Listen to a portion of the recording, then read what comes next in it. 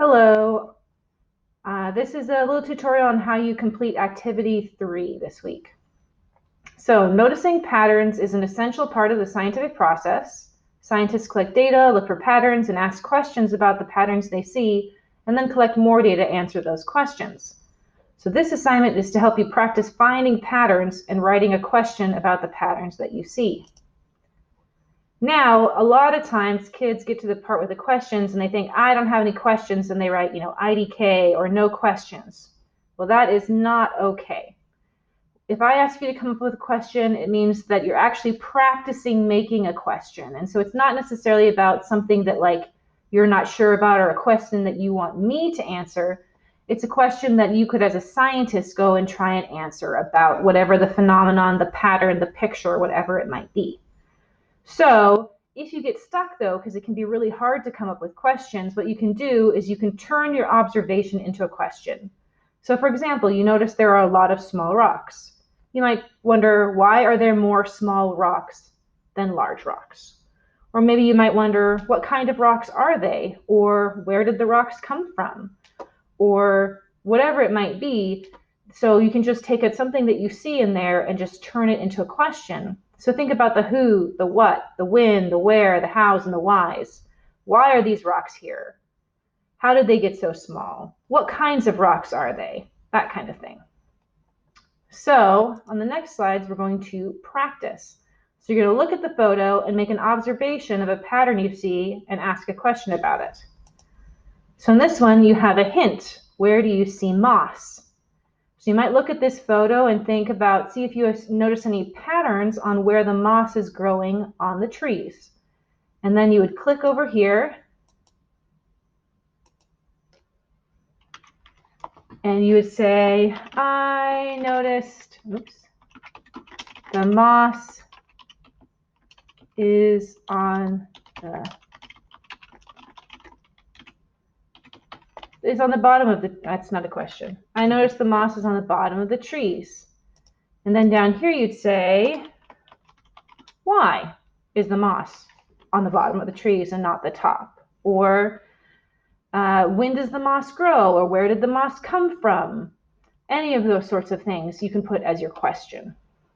And so that's what you do for the first one. Then you'd go to the next one and you'd say, okay, here's a picture. And maybe you notice a pattern right away. You notice something about this photo and you're going to put it here in the observations, and you got to click up here right next to observation. And then you can type your observation in. Or maybe you feel like you need a hint. And so if you feel like you need a hint, there's some text here below that I've hidden, and when you highlight it, you can see what the text says. That gives you a chance to think of it on your own before you check and see what the hint is. Because you don't have to everybody have the same observation. There could be lots of different observations. And then you put a question here about the photo. Same thing here. What do you notice? Write that observation here. Once again, there's a hidden hint in here. It's just the font is the same color, so you have to highlight the text to see it. You can also just click the whole box and go up here and change the color to black, and then you'll be able to read it. And so you write your observation here by clicking right up here next to it. When you see you get that little weird symbol, and you can type there.